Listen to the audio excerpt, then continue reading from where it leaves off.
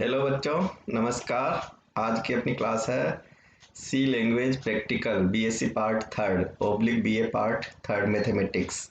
इसमें group B जिसके अंतर्गत अपन प्रैक्टिकल्स देखेंगे मैट्रिक्स ऑपरेशंस, जिसमें अपन है ना मैट्रिक्स के कई प्रकार के ऑपरेशंस के ऑलरेडी अपन प्रैक्टिकल देख चुके, जिसमें अपन एडिशन ऑफ टू मैट्रिक्स है, सब्ट्रैक्शन ऑफ टू मैट्रिक्स है, मल्टीप्लिकेशन ऑफ टू मैट्रिक्स है, रैंक ऑफ मैट्रिक्स है। आज का जो अपना प्रोग्राम का टाइटल है inverse of A matrix. Inverse of matrix का सी प्रोग्राम्स के अंदर कोड बना के सॉल्यूशन देखेंगे।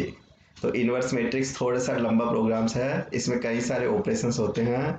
अगर ये प्रोग्राम्स आ जाता है तुमको तो मैट्रिक्स के बेसिक ऑपरेशंस तुम्हारे लिए बहुत सिंपल रहेंगे। इसमें अपन को है ना कई सारे कैलकुलेशंस करनी है, जिसमें अपन डिफरेंट डिफरेंट कैलकुलेशंस के लिए फंक्शंस बनाएंगे। फंक्शंस एक इंडिपेंडेंट टास्क होगी जो एक स्पेसिफिक जॉब को है ना एग्जीक्यूट करके अपन को देगा। तो इनवर्स ऑफ मैट्रिक्स का अपन देखें तो आज का जो मेन अपना ऑब्जेक्टिव है, तो आज का मेन ऑब्जेक्टिव रहेगा एक्सपेरिमेंट नंबर B15, मतलब बी ग्रुप का पहले वाले पॉइंट का 5th नंबर का प्रैक्टिकल है, जिसमें मैट्रिक्स का ये लास्ट प्रैक्टिकल है, जिसमें अपन इनवर्स ऑफ मैट्रिक्स देखेंगे। तो अपना मेन ऑब्जेक्ट आज का जो रहेगा, write a C program, read any order of square matrix and find the inverse matrix. किसी भी ऑर्डर की अपन मैट्रिक्स ले सकते हैं। स्क्वायर मैट्रिक्स में रो और कॉलम इक्वल होते हैं। स्क्वायर मैट्रिक्स में है ना रो इक्वल, कॉलम दोनों है ना इक्वल होंगे। जैसे 2x2 की मैट्रिक्स में ले सकता हूँ, 3x3 की ले सकता हूँ, 4x4 की मैं मैट्रिक्स ले सकता हूँ, 5x5 की मैट्रिक्स ले सकता हूँ। तो स्क्वायर मैट्रिक्स में रो और कॉलम्स की संख्या बराबर होगी। और इन्वर्स के लिए रूल्स है, याद रख लो कि इस इन्वर्स ओनली स्क्वायर मैट्रिक्स का ही निकल सकता है। तो अब इन्वर्स कैसे निकालते हैं, तो इसका मेथड्स देखें सॉल्यूशन का, कि मेथड ऑफ सॉल्यूशन, कि इसका सॉल्यूशन कैसे करेंगे। तो इन्वर्स मैट्रिक्स किसको बोल लूँ मैं, सबसे पहले तो ये माइंड में क्लियर होना चाहिए कि कोई भी गिवन मैट्रिक्स है, सपोज ए है ना, अपनी अपनी एक एक ए मैट्रिक्स गिवन है। अब उसका अगर इन्वर्स निकाल दे और ए का इन्वर्स का अपन मल्टीप्लाई कर दे तो एक आइडेंटिटी मैट्रिक्स आ जानी चाहिए। आइडेंटिटी मैट्रिक्स जैसे 3x3 की अपन कोई मैट्रिक्स लेके चले तो आइडेंटिटी मैट्रिक्स इस तरह की होती है कि आपका जो डायगोनल्स पे तो 1 1 होता है इसका, बाकी सब है ना वैल्यू 0 होती है। डायगोनल्स पे 1 रहेगा, बाकी सब वैल्यू 0 रहेगी। ये स्क्वायर मैट्रिक्स आई कहलाती है।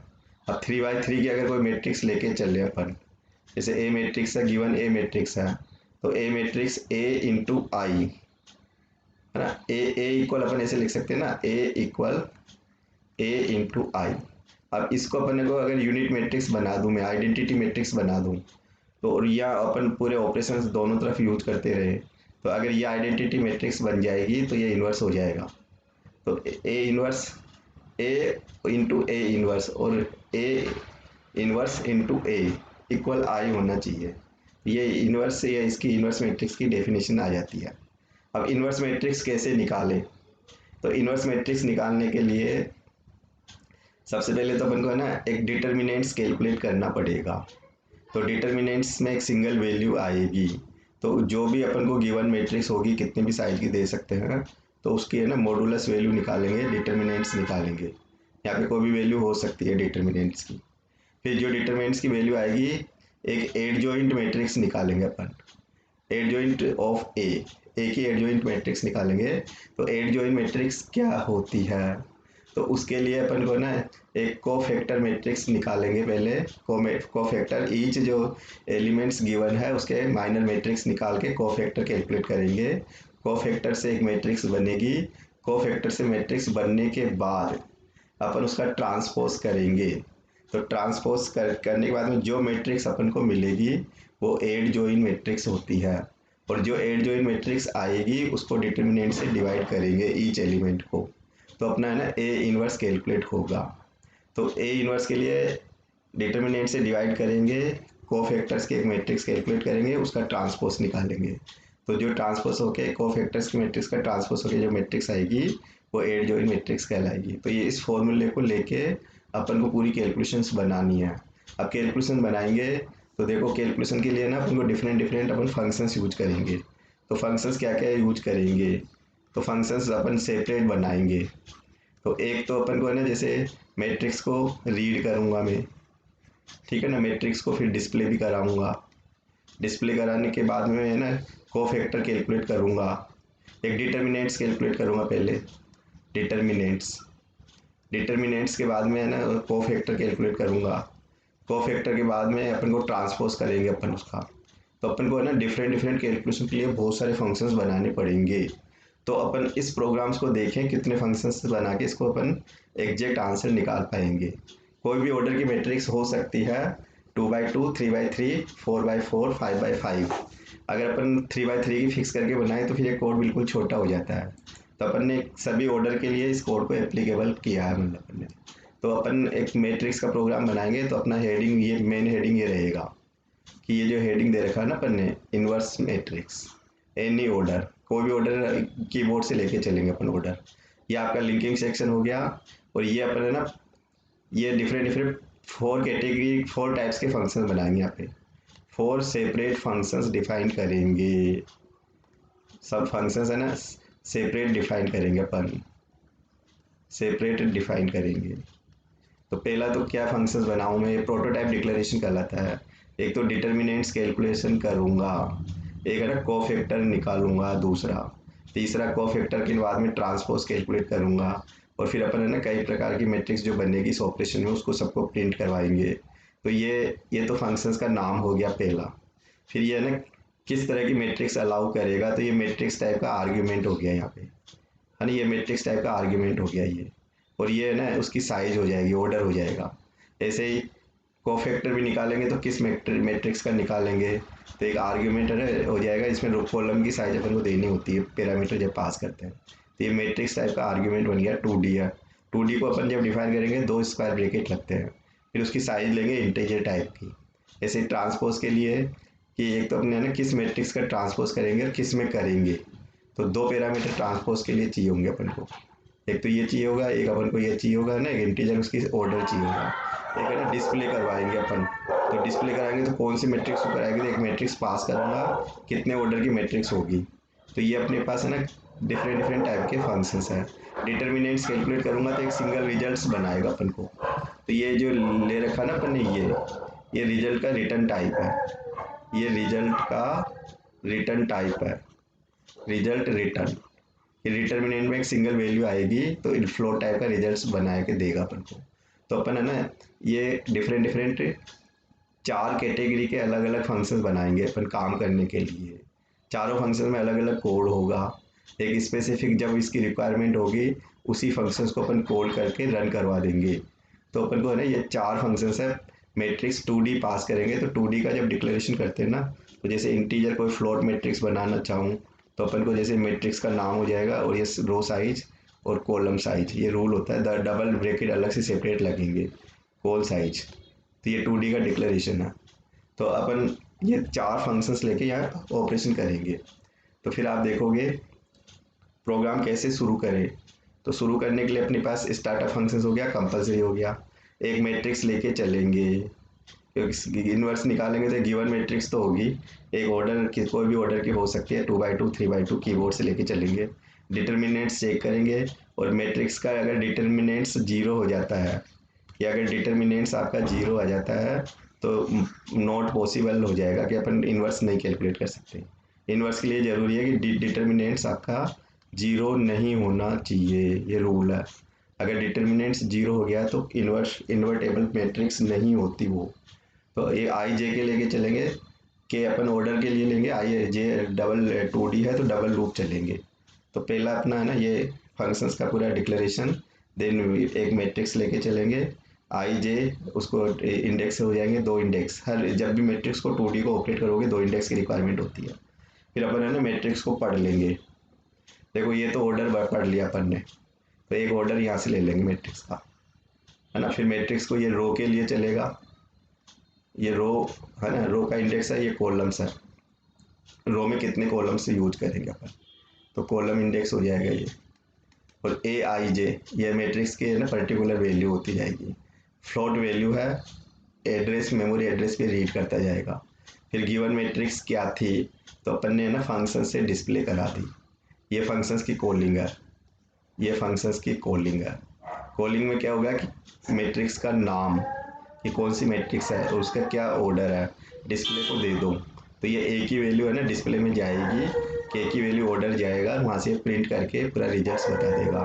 फिर अपन है ना डिटर्मिनेंट्स कैलकुलेट करेंगे, तो ये फंक्शंस कॉल्ड है, ये भी अपन ने फंक्शंस कॉल कर लिया, फंक्शंस कॉल है ना। तो ये भी है ना कैलकुलेशन के लिए जाएगा ए को लेके और के को लेके ऑर्डर को, और एक डिटर्मिनेंट्स कैलकुलेट कर देगा। डिटर्मिनेंट्स अगर जीरो आ जाता है तो अपन यहाँ डिटर्मिनेंट्स क्या आया, जीरो आया या नॉन जीरो आया। तो अगर डिटर्मिनेंट्स जीरो हो जाता है तो ये नॉट इन्वर्टेबल मैट्रिक्स होगी, उस केस में इन्वर्स नहीं निकाल सकते। अगर डिटर्मिनेंट्स जीरो नहीं है तो आप कोफैक्टर निकाल के ए का के का, तो फिर यहाँ है ना उसका रिजल्ट्स बनाएंगे। तो पूरा रिजल्ट्स अपन कोफैक्टर्स के अंदर पूरी कैलकुलेशन बना रखी है मैंने, तो अपन यहाँ सीधा है ना कोफैक्टर्स में जाएंगे इसके बाद। तो ये अपना है ना मेन कंट्रोल है कि डिटर्मिनेंट चेक कर लो, मैट्रिक्स को रीड कर लो, मैट्रिक्स को डिस्प्ले करा दो, फिर डिटर्मिनेंट्स अगर जीरो हो जाता है तो अपन आगे स्टॉप कर देंगे यहीं पे, और डिटर्मिनेंट्स अगर जीरो नहीं होता है तो कोफैक्टर्स में जाके कैलकुलेशन बनाएंगे। अब सबसे पहले अपन डिटर्मिनेंट्स निकाल रहे हैं यहाँ पे, तो डिटर्मिनेंट्स निकालेंगे कौन सी मैट्रिक्स है। तो यहाँ एक पैरामीटर है ना डिटर्मिनेंट्स के लिए, एक मैट्रिक्स यहाँ आ जाएगी और उसका ऑर्डर आ जाएगा। अब डिटर्मिनेंट्स निकालने के लिए अपन को एक वो चाहिए, अपन को है ना माइनर मैट्रिक्स चाहिए होती है हर ईच एलिमेंट की। तो बी में लेके माइनर मैट्रिक्स क्रिएट करेगा, डी इक्वल जीरो लेके चलेंगे, फिर ये पूरी कैलकुलेशन बनेगी डिटर्मिनेंट्स के लिए। अगर के इक्वल वन है तो ये फर्स्ट ऑर्डर की मैट्रिक्स है, ये वन बाई वन ऑर्डर की मैट्रिक्स है, एक वैल्यू रहेगी तो उसी वैल्यू पे लेके चला जाएगा यहाँ से। अगर के की वैल्यू वन नहीं है तो फिर ये ना कैलकुलेशन लूप के थ्रू चलेगा, तो ये लूप के थ्रू पूरी एक्सेसिंग चलेगी ये। तो ये ना पूरा कैलकुलेशन करके ये अपनी डिटर्मिनेंट्स के ना ये पूरी डिटर्मिनेंट्स की कैलकुलेशन इससे बन रही है, ये रिकर्सिवली कॉल होता है। जैसे अपन ने 4x4 की मैट्रिक्स ले ली तो माइनर मैट्रिक्स फिर 3x3 की बनेगी, अगर अपन फिर 2 बाई है ना 3x2 की बन के फिर ये कैलकुलेशन बनाएगा यहाँ पे, फिर रिकर्सिवली कैलकुलेशन करता हुआ ये डी कैलकुलेट कर लेगा। और ये अपन एस इक्वल माइनस एस क्यों करते हैं, क्योंकि जब अपन माइनर मैट्रिक्स निकालते हैं ना, जैसे अपने 3x3 की मैट्रिक्स है ना, अब ये वैल्यू आपकी पॉजिटिव रहेगी, ये नेगेटिव रहेगी, तो नेगेटिव पॉजिटिव फिर पॉजिटिव है ना एक अल्टरनेट क्रम में चलेगी है, तो अल्टरनेट क्रम में चलेगी तो एस इक्वल एक बार ये पॉजिटिव होगा एक बार नेगेटिव होगा। तो ये डिटर्मिनेंट्स भी है ना जो कैलकुलेट होगा, समेशन होगा पूरी डेटा का, तो ये नेगेटिव पॉजिटिव के हिसाब से पूरा कैलकुलेशन करेगा। ये रिकर्सिवली कॉल्ड है, ये रिकर्सिवली कॉल्ड है। ये रिकर्सिव में क्या होता है, फंक्शंस की इटसेल्फ कॉलिंग होती है। तो ये बी और के-1 के अकॉर्डिंग ये अपन ने ये कंडीशन अप्लाई कर रखी है रिटर्न होने की, कि के का मान 1 होते ही ये रिटर्न हो जाएगा यहाँ पे, है ना, फिर कॉलिंग बंद हो जाएगी यहाँ पे, है ना। फिर इसके बाद में अपन कोफैक्टर कैलकुलेशन करेंगे। अब कोफैक्टर में भी वही अपन को एक मैट्रिक्स की रिक्वायरमेंट रहेगी, है ना, ऑर्डर की रिक्वायरमेंट रहेगी। तो कोफैक्टर्स की अलग से है ना पूरी सेपरेट एक मैट्रिक्स बनेगी जितने ऑर्डर के लेके आए अपन। तो कोफैक्टर कैसे कैलकुलेशन करते हैं, तो जैसे डिटर्मिनेंट्स की कैलकुलेशन हुई ना माइनर निकाल के, तो माइनर निकाल के कोफैक्टर की पूरी कैलकुलेशन है। तो ये यहाँ से कोफैक्टर्स की मैट्रिक्स ये बनती जा रही है वाई, ये कोफैक्टर्स की कैलकुलेशन हो गई है।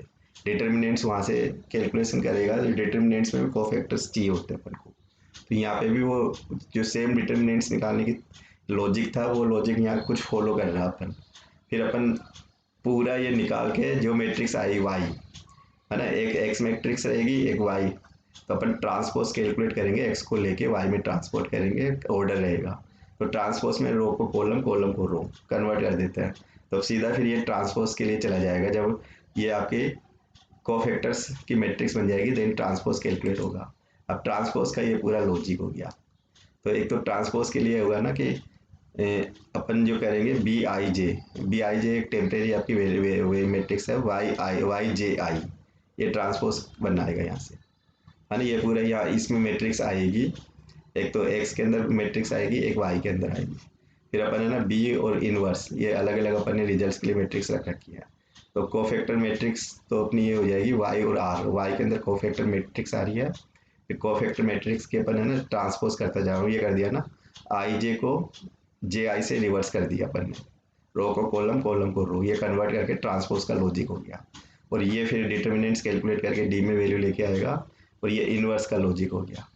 तो इनवर्स अपन जो बना रहे थे ना, ये इस फॉर्मूले के बेस पे चल रहा है कि 1 अपॉन ये डिटर्मिनेंट्स और फिर ये आपका एड जॉइन मैट्रिक्स और ये ए की। तो ये जो एड जॉइन मैट्रिक्स है वो बी आई जे में आ रही है ये। तो बी आई जे में डिटर्मिनेंट्स का डिवाइड करके इनवर्स की पूरी रिजल्ट की कैलकुलेशन अलग रख देगा। फिर इनवर्स मैट्रिक्स को डिस्प्ले करवा दिया। फिर डिस्प्ले का अपन लॉजिक देखेंगे तो डिस्प्ले में ये रो को एक्सेस कर रहा है, ये रो को एक्सेस कर रहा है, ये कॉलम को एक्सेस कर रहा है। तो ये रो, ये कॉलम है ना। जब कॉलम में पूरा सेम लाइन है, फिर कॉलम जब खत्म हो जाएगा, ये लूप खत्म हो जाएगा, फिर ये लाइन चेंज होगा, ये लाइन चेंज करेगा, लाइन चेंज है ना। और फिर ये लूप चलता रहेगा ना। तो ये लूप है ना, ये चलता रहेगा। यहाँ से रो नंबर आएगा, रो में कॉलम चलाएगा, कॉलम में वैल्यू प्रिंट करेगा, फ्लोट डेटा 8.2। 8.2 का मतलब होता है कि ये परसेंट एफ लगा रखा ना मैंने। तो 8 तो टोटल विड्थ हो गई, इसे 8 तो टोटल विड्थ हो गई, और 8 में से 2 डेसिमल प्लेसेस हो जाएगा, ठीक है ना। तो ये 5 इंटीजर पोर्शन, पॉइंट का हिस्सा, फिर 2 हो गया। एफ फ्लो डेटा को रेफर करेगा। फिर डिस्प्ले का फंक्शन हो गया।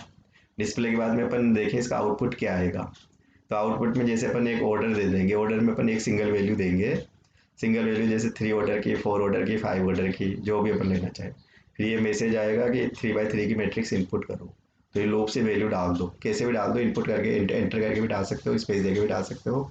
टोटल अगर 3x3 की मैट्रिक्स है तो 9 वैल्यू लेगा। 4x4 की मैट्रिक्स है तो 16 वैल्यू लेगा, है ना। 2x2 की है तो 4 वैल्यू लेगा। फिर ये आपकी जो भी वैल्यू अपन ने इनपुट में दी, ये इनपुट की मैट्रिक्स है ना, प्रिंट हो गई ये वाली, ये इनपुट की मैट्रिक्स प्रिंट हो जाएगी, ये इनपुट की मैट्रिक्स हो गई। फिर ये है ना डिटर्मिनेंट्स क्या आया, ये डिटर्मिनेंट्स प्रिंट हो गया। फिर ये आपकी कोफैक्टर मैट्रिक्स क्या बनी, एड जॉइन मैट्रिक्स क्या बनी, कोफैक्टर को ट्रांसपोज करोगे तो एड जॉइन है ना। तो ये ट्रांसपोज का करके रिजल्ट आ गया, ये ट्रांसपोज का रिजल्ट आ गया। ये आपका एड जॉइन, ये कोफैक्टर मैट्रिक्स का रिजल्ट आ गया। और ये आपका ना इनवर्स का रिजल्ट आ गया, ये डिवाइड कर रहा है मतलब डिटर्मिनेंट से ईच एलिमेंट। तो ये पहली रीडिंग है। अगर अपन ने ये रीडिंग ऐसे दे दें कि डिटर्मिनेंट्स 0 बन जाए, तो ये 3x3 की ले ली मैंने, है ना, 2 रो इक्वल कर दी, तो ये मैट्रिक्स की वैल्यू 0 आ जाती है डिटर्मिनेंट्स की। तो उस केस में ये पॉसिबल नहीं है ना, ये 3x3 की। एक मैट्रिक्स अपन ने 4x4 के लेके रिजल्ट्स को प्रोसेस किया हुआ है। 4x4 में ये आपका डिटर्मिनेंट्स कैलकुलेट हो जाएगा -17, गिवन मैट्रिक्स आ गई, पूरी मैट्रिक्स प्रिंट कर देगा। तो इस तरह से इसका रिजल्ट्स आएगा, है ना। तो अगर ये आपको अच्छा लगे वीडियो तो शेयर सब्सक्राइब जरूर करें, लाइक करें, अपने दोस्तों के बीच में इसको मतलब शेयर करवाएं मतलब। Thank you.